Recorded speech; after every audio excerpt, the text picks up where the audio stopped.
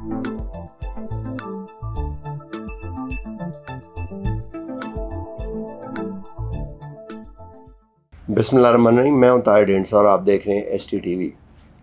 कहा यह जाता था कि lack of confidence in the viability of economy is the principal reason जिसकी वजह से रुपी डॉलर पैरिटी में तब्दीली आ रही है। क्यों पाकिस्तान डिफ़ॉल्ट कर जाएगा? क्या करें?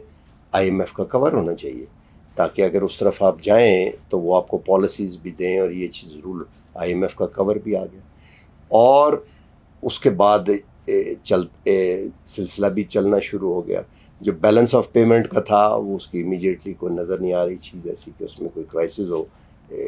वो भी ठीक ठाक है। उसके आगे जो देनी है वो किस्तें वो दे आर अरेंज्ड इन से। तो इस वक्त क्या वो वजह है कि एक दफ़ा फिर रुपया स्लाइड कर रहा है और नोज डाइव, अगर लफ्ज़ बड़ा है, it's not a right word economic jargon में से कहा जाए, बट कंसिडरेबल स्लाइड है। इसको ये कहना काफ़ी मुनासिब होगा, मैं समझता हूँ।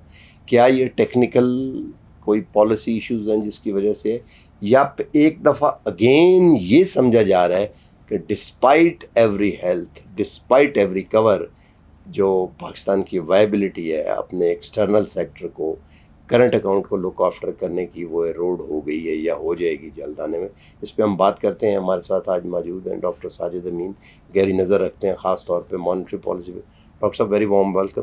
थोड़ा सा इब्तदाई है इसका दें, फिर इस पर आगे हम इसका एनालिसिस करते हैं। और जी ताहिर साहब बहुत शुक्रिया। मेरे ख्याल एक तो आपने बड़ा अच्छा सा बैकग्राउंड दे दिया कि हम हर दफ़ा ये बड़ी डिस्कशन रही है कि अगर IMF आ जाता है तो शायद रुपया थोड़ा सा स्टेबल हो जाए। वो थोड़ी देर के लिए स्टेबल हुआ भी, आपने देखा वो उसमें। बहुत सारे लोग ये सवाल पूछ रहे हैं कि इस वक्त रुपये के साथ क्या हो रहा है, क्यों इन तमाम तर इक़दाम के बावजूद कि IMF का प्रोग्राम है, हमारे पास स्टैंड बाई एग्रीमेंट है, फिर भी जो रुपया है वो स्लाइड पे है। और पिछले 2-4 दिन में जैसे आपने कहा कि बहुत तेज़ी से स्लाइड किया है। और कल का जो रेट था इंटर बैंक में वो ऑलमोस्ट 300 पे चला गया, 299, मतलब कोई फ़र्क नहीं है उसमें। तो आप कह सकते हैं कि 300 रुपये पे इंटर बैंक में जो है वो ट्रेड हुआ है। मुझे लगता है 4 से 5 इसकी बुनियादी वजूहात हैं जो इस वक्त रुपये की। पहले तो प्रिंसिपल सबसे बड़ी रीज़न बताएं ना, फिर 4 से 5 पे बात हो जाए। प्रिंसिपल अगर कहें जो साइमल्टेनियसली अप्लाई कर रही हैं वो 3 है। उनमें से 2 हमारी इंटरनल है और एक एक्सटर्नल है। इंटरनल हमारी ये है कि हमने एक तो जो इंपोर्ट बिल है वो हमारा बड़ा है। अगर आप देखें हमारा जो लास्ट मंथ जुलाई है वो बड़ा एक डेफिसिट में गया है। छोटे छोटे सरप्लसेस रहे हमारे पास अप्रैल मई में, बट जुलाई ने उन तमाम सरप्लसेस को खा लिया है। तो हमारे पास रफली कोई 68 मिलियन का जो है वो डेफिसिट हुआ है हमारा जो करंट अकाउंट था उसके अंदर। तो एक तो वो जो हमने इंपोर्ट बिल्स जो हैं वो इंपोर्ट्स खोली हैं, जो रिस्ट्रिक्शंस खोली हैं, उसकी वजह से जो डिमांड है डॉलर की जो हमने थोड़ी सी रोकी हुई थी वो बड़ी है।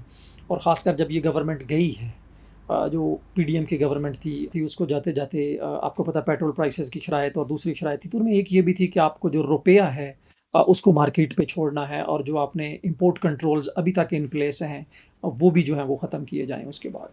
तो उससे हमारा जो इंपोर्ट बिल है वो बड़ा है। एक तो प्राइसेस भी बड़ी हैं बाहर ग्लोबल कमोडिटी प्राइसेस की, जैसे ऑयल की। तो वो ओवरऑल ये था कि एक प्रेशर जो है वो हमारा इंपोर्ट बिल की वजह से। ठीक है। दूसरा मुझे लगता है जो इस वक्त सबसे अहम है, जिस पे बहुत सारे लोगों की नज़र नहीं जा रही है और जो हमें देखने की ज़रूरत है, वो हमने, आपको याद होगा कि IMF ने एक कंडीशन रखी हुई है कि इंटर बैंक में और ओपन मार्केट में 1.25% से ज़्यादा डिफरेंस नहीं होना चाहिए।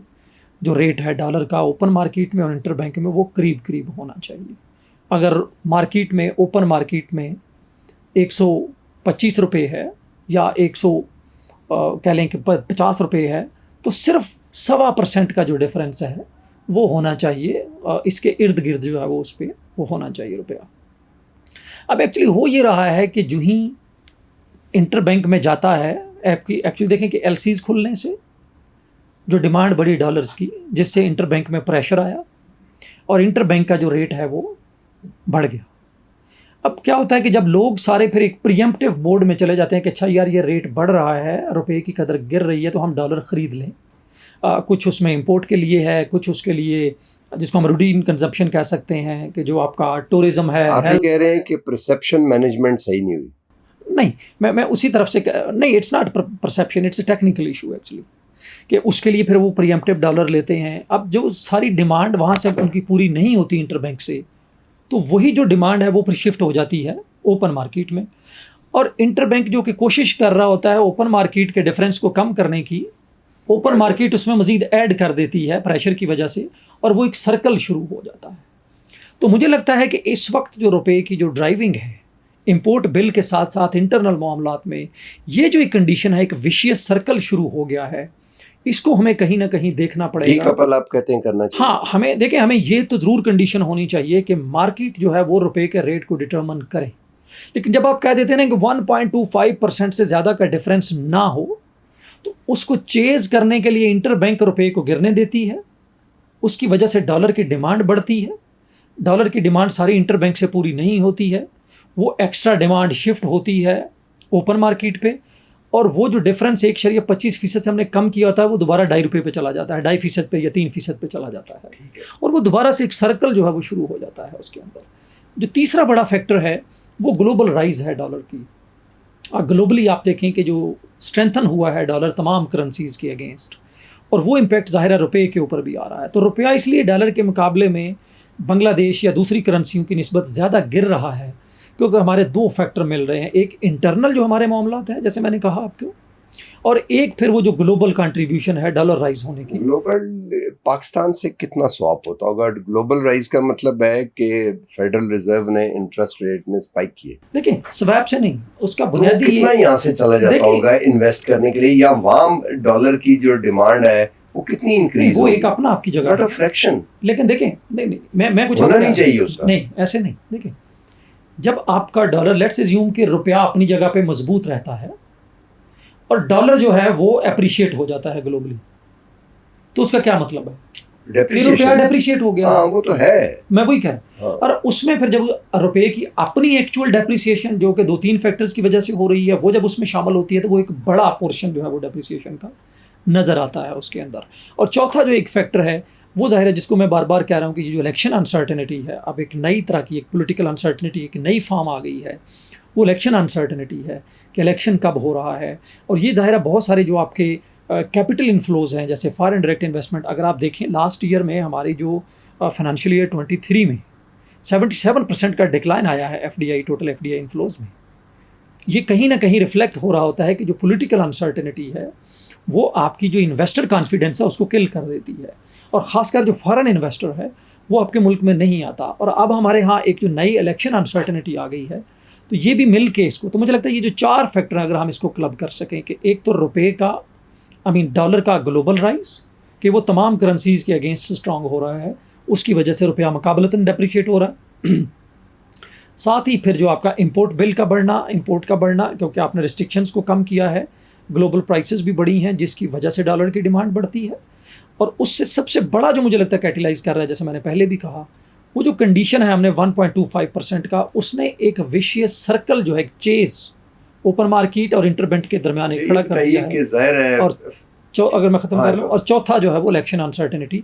तो ये 4 फैक्टर मिल के इस वक्त रुपये की जो वो, ये बताइए कि इलेक्शन अनसर्टेनिटी का तो हम कुछ नहीं कर सकते, ज़ाहिर है स्टेट बैंक के मैंडेट से, मिनिस्ट्री ऑफ फाइनेंस के मैंडेट से, इवन केयर टेकर गवर्नमेंट के मैंडेट से बियॉन्ड है। सबको पता है कि इनमें से कोई भी उसको कुछ नहीं कर सकता। जो फेडरल रिजर्व है उसे हम डिक्टेशन नहीं दे सकते कि इंटरेस्ट रेट उन्होंने स्पाइक किए। तो अमेरिका में भी बड़ी, मैं वो कल किसी से बात कर रहा था बाहर, तो वो कह रहा था कि मंदी वो देखने में आ रही है, क्योंकि जो लोग हैं वो बजाय बिजनेसेस के करने के, वो फेडरल रिजर्व में पैसे, तो जॉब लॉसेस होनी शुरू हो गई, यहाँ पे भी लोगों ने फील करनी शुरू कर, उस पर भी हम कुछ नहीं कर सकते। बाकी रह गए 2 फैक्टर। तो ये जो 2 फैक्टर हैं, ये पॉलिसी इनिशिएटिव हैं सेंट्रल बैंक के, इनका कितना कॉन्ट्रीब्यूशन है टोटल में? अगर 100% फॉल लीजिए जो डॉलर के अगेंस्ट पैरिटी चेंज होती है, तो उसमें हम कह सकते हैं कि 75% ये 2 हैं और 25% वो 2 हैं, या 75% वो 2 हैं और 20, क्या कितनी कॉन्ट्रीब्यूशन? देखिए, एग्जैक्ट नंबर तो उस तरह से देना बड़ा मुश्किल होता है, लेकिन ऑनेस्टली जो ओपिनियन आ रहे हैं इसके ऊपर, जो बात हो रही है, मुझे लगता है कि जो कम से कम जो 50-50 के करीब का कंट्रीब्यूशन है डॉलर की ग्लोबल राइज का और बाकी फैक्टर्स का, तकरीबन आप कह लेंगे कि निसफ जो है हमारी डेप्रिसिएशन है वो वहाँ से हो रही है। तो आप समझ लें कि निसफ आपके कंट्रोल में है, वो निसफ तो आपके कंट्रोल में नहीं है उसके अंदर। उसमें मुझे लगता है कि 3 चीज़ें हमें बड़ी अहम करनी होंगी। एक तो जैसे आपने मेंशन किया और जो कहीं बात नहीं हो रही कि हमारा स्टेट बैंक कहाँ है इस वक्त। स्टेट बैंक की तरफ से कोई कम्युनिकेशन नहीं हो रही कि ये जो रुपये पे प्रेशर आ रहा है ये क्यों आ रहा है, कितनी देर चलेगा, कैसे हम इसको देखने की कोशिश कर रहे हैं, हम कैसे इंटर बैंक और ओपन मार्केट को कर रहे हैं। देखिए, ओपन मार्केट को बिल्कुल ही अनलिमिटेड तो छोड़ दिया गया है और वो जो एक्सपेक्टेशन और परसेप्शन मैनेजमेंट है वो नहीं हो पा रही है उसके अंदर। 3 बुनियादी तौर पे हमें लगता है कि करने की ज़रूरत होगी। पहले तो मेरी राय में ये कंडीशन ज़रूर होनी चाहिए कि आप रुपये को मार्केट के ऊपर छोड़ें, और जिसका मैं सबसे बड़ा हामी हूँ, आपको पता है कि जो मार्केट ड्रिवन जो रुपये रेट है।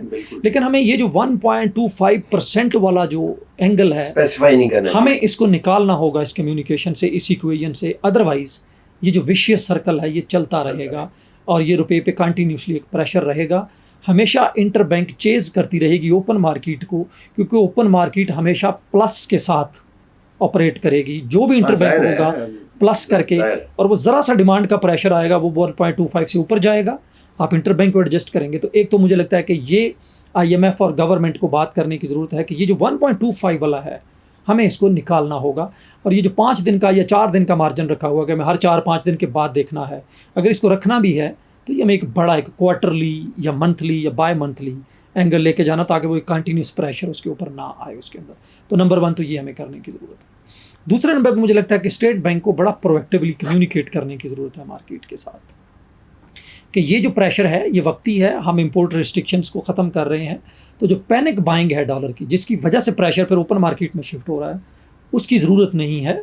हमारे फंडामेंटल्स करेक्ट हैं, फॉरेन रिजर्व्स आपके बेहतर हो रहे हैं, आप उनको अगर देख लें तो ये स्टेट बैंक को बड़ा एक्टिवली कम्युनिकेट करने की ज़रूरत है मार्केट को कि पैनिक बाइंग ऑफ जो डॉलर है वो ना हो। अगर वो रहेगी तो वो प्रेशर आपके ऊपर उसमें आता रहेगा। इस वक्त स्टेट बैंक कहीं पिक्चर में नज़र नहीं आ रहा है। तीसरा पॉइंट, हमें बड़ा क्लियर जो भी रोड मैप है, मैं नहीं कहता कि कब करना है, कब करने हैं इलेक्शन या नहीं, 2 बातें इसके अंदर बड़ी क्लियर है। नंबर 1 तो मेरी बड़ी स्टेटेड पोजीशन है कि हमें जल्द अज जल्द इलेक्शन की तरफ जाना चाहिए, क्योंकि अगर ये ख्याल है कि आप इकनॉमिक स्टेबिलिटी ला सकते हैं विदाउट इलेक्शंस, या ये जो एक नज़रिया है कि हम पहले पॉलिटिकल स्टेबिलिटी, इकनॉमिक स्टेबिलिटी लाएंगे फिर इलेक्शन करवाएंगे, ये शायद वायबल ऑप्शन नहीं होगा।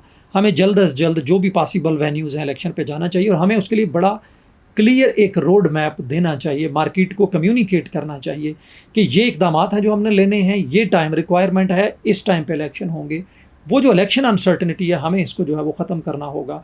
ये 3 चीज़ें मिल के फिर जो है वो मुझे लगता है रुपये के ऊपर थोड़ा बहुत ठीक है। जो आप हमने गुफ्तगू काफ़ी सहर हासिल की, जो टेंजिबल इसमें से निकलते हैं वो यही है कि पॉलिसी तो ज़ाहिर है IMF के साथ है, तो स्टेट बैंक के उस तरह से इख्तियार में एकदम तो नहीं है, मतलब वो कह सकते हैं बट एकदम तो ज़ाहिर है उसका जितना मर्जी हो, तो एक वो करने के लिए। लेकिन स्टेट बैंक को नज़र आना चाहिए कहीं कि वो प्रोएक्टिवली मैनेज कर रहे हैं और परसेप्शन मैनेजमेंट वो कहीं दे रहे हैं।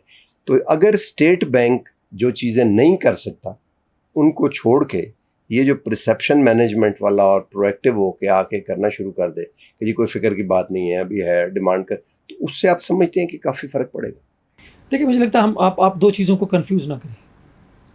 जो पहली बात है वो IMF के साथ गवर्नमेंट ने एंगेजमेंट करनी है कि ये जो कंडीशन है 1 और हमने ये इख्तियार दिया है केयर टेकर्स को। अब ये अच्छी बात है कि उसको नेगोशिएशन का इख्तियार दिया, और वो शायद इन्हीं चीज़ों की वजह से दिया गया है। और आई थिंक कि वो केयर टेकर्स को ये अपॉर्चुनिटी और ये इख्तियार इस्तेमाल करना चाहिए कि जी इसकी वजह से जो चीज़ एक एक्चुअली तो ली गई थी रुपये को स्टेबल रखने के लिए ताकि मार्केट पे रेट जो है वो डिटरमिन रहे, लेकिन वो अब काउंटर प्रोडक्टिव हो रही है। उस पर बैठा जाए, उस पर बात की जाए, और उस जो कंडीशन है 1.25 वाली उसको थोड़ा सा साइड पे किया जाए, या कम से कम उसको क्वार्टरली चेक जो है वो या बाय मंथली चेक किया जाए। ये जो वीकली चेक्स हैं इनसे ज़रा बाहर आया जाए, ये गवर्नमेंट नेगोशिएट करे उसके साथ, ज़ाहिर है उसमें स्टेट बैंक भी होगा।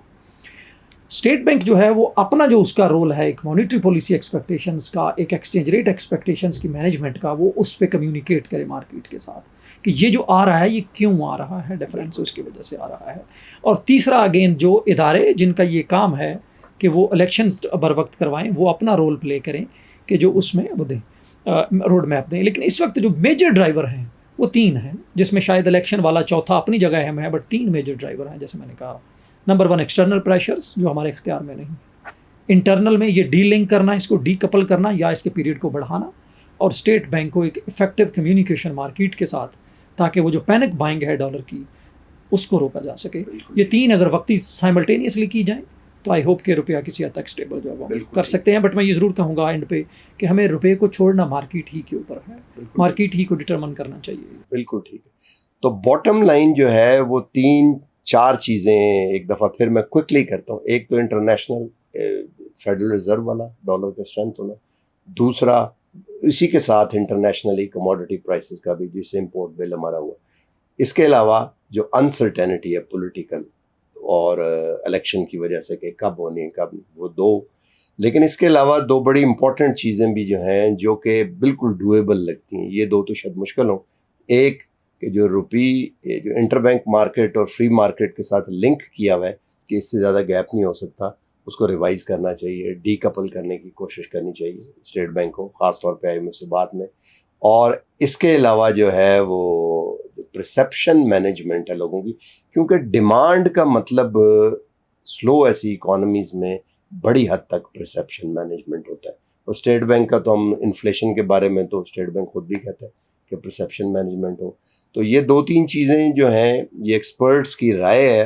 आई थिंक इसको गवर्नमेंट जो है उसे देखना चाहिए और पॉलिसी इनिशिएटिव के तौर पे आगे बढ़ाना चाहिए। आज तक के लिए इतना ही। मिलते हैं अगले प्रोग्राम में। अल्लाह हाफ़िज़।